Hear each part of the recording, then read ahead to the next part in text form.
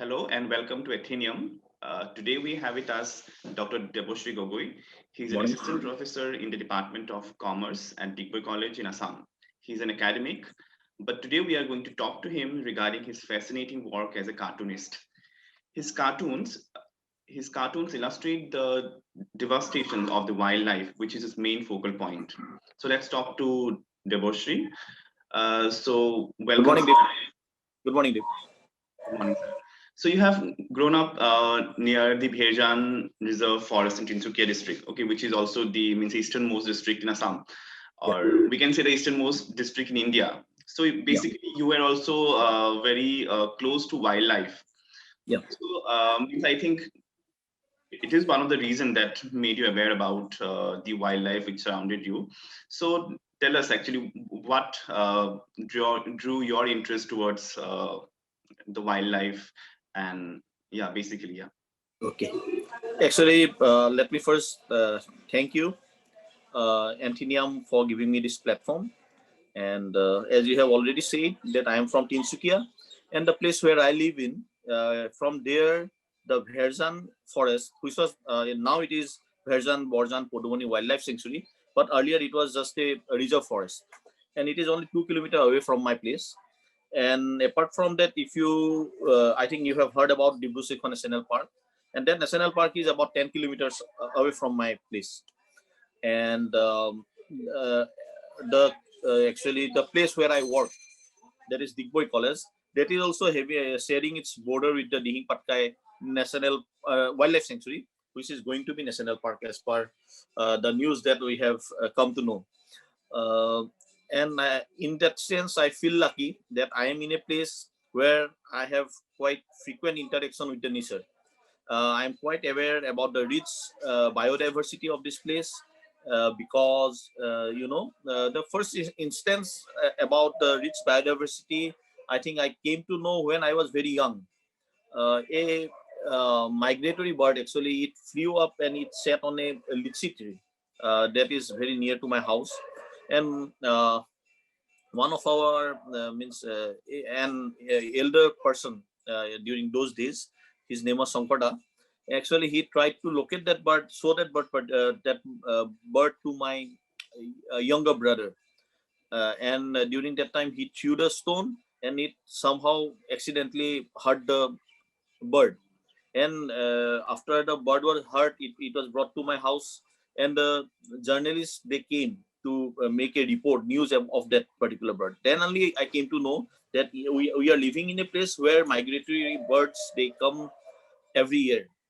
And uh, and uh, and during those days, in our time, there was no much different entertainment mediums. That's why we were directly connected with the nature, no? Whenever we used to get time, we used to cycle to the Bherjan Reserve Forest. We used to explore those forests, and that's how my interest in wildlife grew during my childhood. Okay. Okay, so my second question to you is that why did you choose cartoon as a medium to create awareness about the problems pertaining to You the see, wildlife? I think most of the people know of my age as well as your age, especially and also in today's generation, you can see the first thing that influences us is the cartoon, because we have grown up seeing the cartoon, serials that used to come in DD1, especially the Jungle Book, He-Man, and we were very much fascinated with the works of the cartoonists like Ram Waikar, Sanjeev Waikar, that used to be published in Tinkles. Yes. We used to go through the Tinkles. There were Ras comics. Then there was Monu, who was a very good illustrationist, comic artist, and that's how these comics and the different types of illustrations, they are having a deep impact on our upbringing. And that's how I got interested in cartooning. And what I feel is that cartooning is one such medium that can influence you very easily, because they are attractive. And uh, you know uh, secondly, they are humorous, they have satire, and you don't need any special qualification to understand a cartoon. And that's why I think cartoon can be a very effective medium if you want to create awareness about the environment. and that's why I think somehow unknowingly I was in the means interested in cartooning. Yes. Okay. So, Deborshee, means when I was going through most of your cartoons, what I could see is Yeah. that you had most of your characters are birds. So you had Yes. Yes. particular interest in birds, Yeah. and yeah, and also while doing some research for this interview, I also got to know that you are a good photographer and a bird watcher. So, Yeah. and you have also started this initiative of bird watching tourism. Means if you could tell us about that initiative and how you. Yes, actually, I was interested in. I had an interest with in photography, Yes. and the main there was one movie that came out probably in 2001, and that movie was Mr. and Mrs. Iyer. That was a national award winning film during those days, and that was one film that inspired me a lot to take up photography. And when I started earning, that means when I joined State Bank of India, uh, my career started in Tinsukia College as a temporary contractual teacher, but then I moved to banking sector. And when I got the job in bank, then the first thing that I did was I bought a SLR camera. Before that, during my MPhil, I had one digital camera, but didn't. But because of price and all, I could not afford a digital camera. And when I joined State Bank of India, the first thing that I did was bought a DSLR and also a 370 300 mm zoom lens. And with that, I started taking photographs. And as you know, that this there is a place called Maguribil. Yes. Maguribil is very close to my house. It is around 8 kilometers from my place. And that is an important bird area, as well as it is also well known for the migratory bird as well as the endemic bird species. Okay, and that's how in probably in 2008 I started photographing birds. And when I joined Digboi College, Digboi College, then what I did, since the forest was very close to my uh, college campus, so what I did, I started carrying my photo camera with me, and I started taking photographs. And luckily, in 2016, I photographed a bird and in Maguribil, and that was a new bird for the South India. Oh, sorry, South Asia, and it was a white-browed crake, and yeah, that was the first record for the bird in the yeah, in South Asia. And apart from that, I have traveled to many places, almost all parts of Northeast India except Manipur and Tripura. I have visited almost all the states, the 6 states to photograph birds, and I have taken around 600 species of. No, I have photographed around 600, more than 600 species of birds. Okay. So my next question is means regarding this whole concept of bird watching and how you have basically developed some kind of a setting in which Yes. yeah you are also promoting bird watching as a tourism. Yes. Yeah. So Yes. means tell us about that. Yeah. No, from my personal experience, what I feel Yes. is that tourism and agriculture means plantation crop. If we can, invest our time and money in this sector, in these two sectors, then I think economically we will be very, strong, especially Northeast India.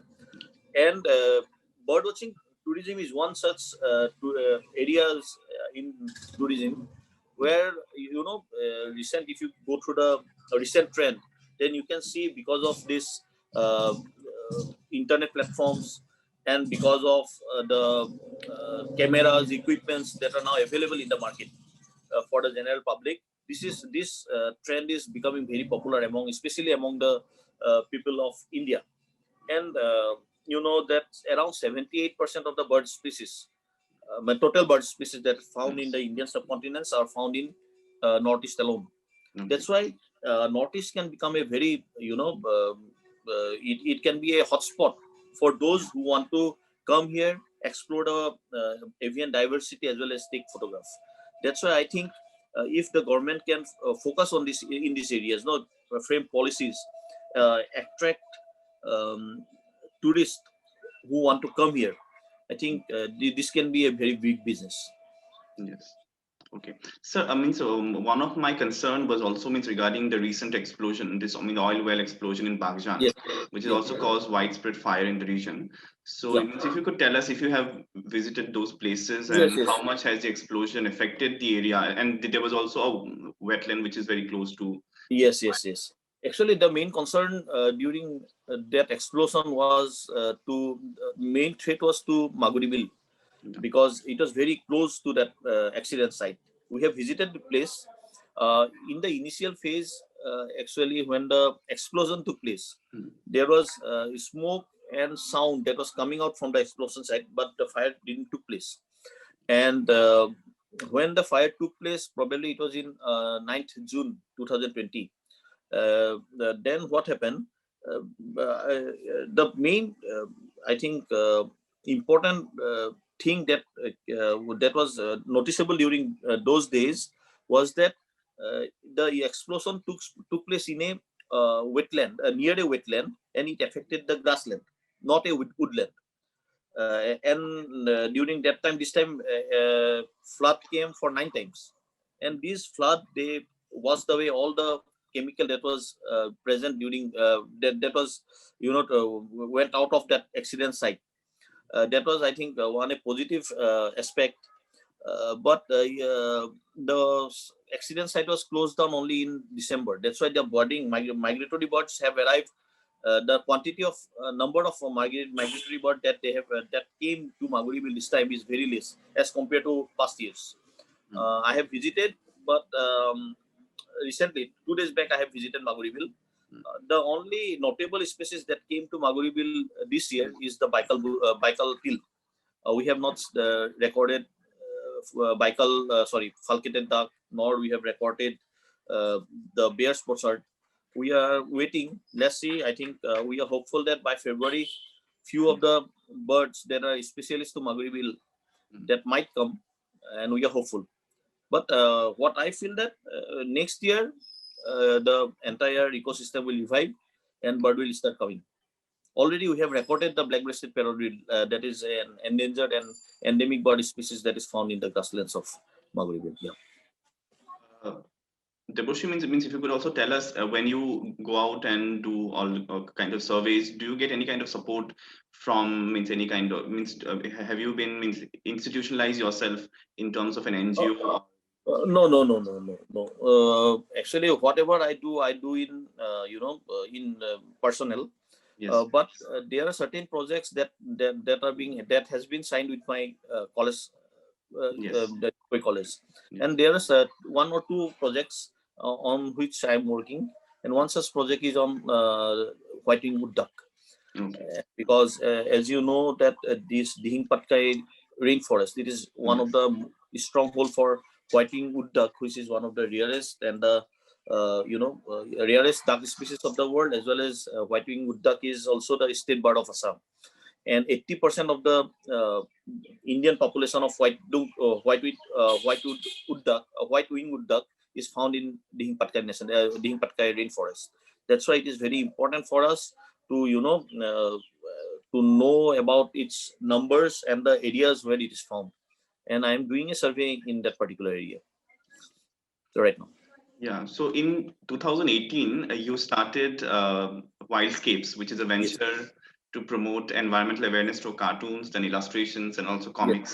So I Yes. mean, I would request my viewers to go and check the attractive Wildscape merchandise, also featuring some of the very very rare birds in all Yes. of your merchandises. So our Yes. viewers can definitely go and explore.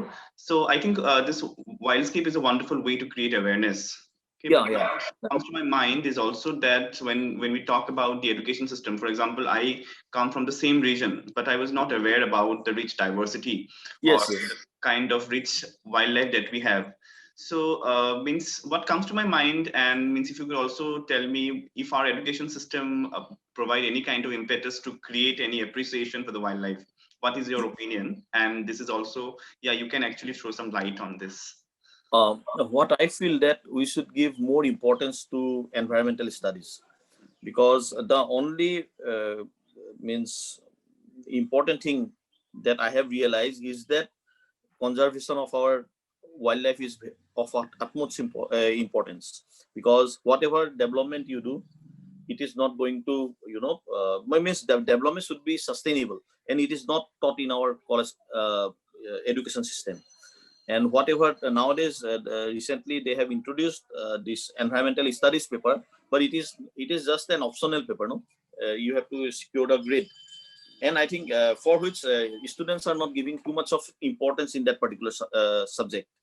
That's why what I think, that environmental studies should be compulsory for uh, all the students, irrespective of arts, science, or commerce, because they should know about uh, the natural habitat where they live, and what type of interaction they do with the nature, and what are the wildlife that we have in our localities. Especially, this should be taught. And our education system has not introduced one such curriculum where we can know about our wild friends. We don't know about what are the different places where we can explore if we have time. I think that is very important, because since if we want to understand, then first we have to start with our own locality. In Digboi, our college campus in this case is a little bit unique, because from high secondary first year we start talking to the students about conservation of nature, and our students are also very much active in environmental conservation initiatives. We celebrate different types of occasion, like World Art Day, World Environment Day, World Sparrow Day, then wetland day. This type of activities we take up in our college campus. And I would also like to urge other institutions to celebrate this type of days, so that students, they come to know that why conservation and observation of these days are important. And recently there is a trend. There is another upcoming event, that is your campus bird count. Yes. We can take part in this type of activities, where students will come to know how to identify birds, and how to identify plants, how to identify butterflies that we have in our localities, how they can impact our survival. All this needs to be taught to the students. I think one subject that is giving a practical aspect to the students, it is very important. Yes. Okay, so means towards the end, means I would like to ask you, means regarding the scope of tourism, because I one of the things that come to my mind is that when we think of promoting tourism, it brings in some kind of employment. It brings in employment. It gives employment to local youth. It But is at a the all-round development. Yes, but All at the round same development. time, tourism, I think, also in some extent means, does it also pose danger? So how do we promote some kind of responsible tourism in which Yes. the wildlife is also protected, and at the same Yeah. time, yeah, Yes. Yes. What I think, you see, now the world has moved to special tourism, special interest tourism, yes, and if we promote this, the mass tourism, then it is going to impact the environment. So instead of promoting mass tourism, we should focus on special interest tourism, where the tourist will come to a particular place to learn something about the place. yes, Okay, like the bird tourism, bird watching tourism is there, wildlife tourism is there, cultural tourism is there, ethno tourism is there. Nowadays, hill tourism, village tourism, this type of tourism should be promoted. And for yes, this, I think there should be a it is not only that we should rely on the government, but individually we can take initiative. Like we have the social media. We can use the social media yes, to promote our region. If we have visited a local place where there is a good landscape, that local place is rich in biodiversity, that can be showcased easily nowadays. That was not available. This type of platform was not available when we were young teenagers, but nowadays this is available. I think we should take the advantage of this type of platforms. Nowadays, this blogging is very popular. We yes, can take up blogging. We can use the YouTube. We can create videos. Softwares are easily available. We can create good videos with our mobile phones. And I think in this way we can take the part and promote our region. But one thing we should be careful of is that uh, uh, means when we are trying to promote tourism, it should be ethical tourism. Yes. Okay, this means that ethical part should be there in the tourism. Means if you are visiting a particular place, we should not throw garbage and all, what we generally do when we go for picnic. Yes. I think that we should take care of. And whenever we visit a place, one thing we should be careful of is that we should respect the place and the culture where we are visiting. Okay, I think that is very important. And if the government can make some policies, and we don't want a huge infrastructure, because nowadays this type of many people, they want uniqueness. They don't want these 5-star facilities. Yeah. If you can provide them a simple accommodation, clean accommodation, Yeah. might be with electricity, without electricity, but that type of tourists are also there who want to enjoy nature. I think if we can encourage tourists of that kind, then it will be very much useful for us, not only in terms of economy, but also for creation of jobs, as well as for to establish our place in the global arena. Yes, okay. So thank you so much, Deborshee, for joining us at AtheNEum. I think you are doing an important work, and more power to you. And Thank you. yeah, thank you so much for joining. Thank you. If you liked our video and you wish to continue watching it, please like, share, and subscribe AtheNEum.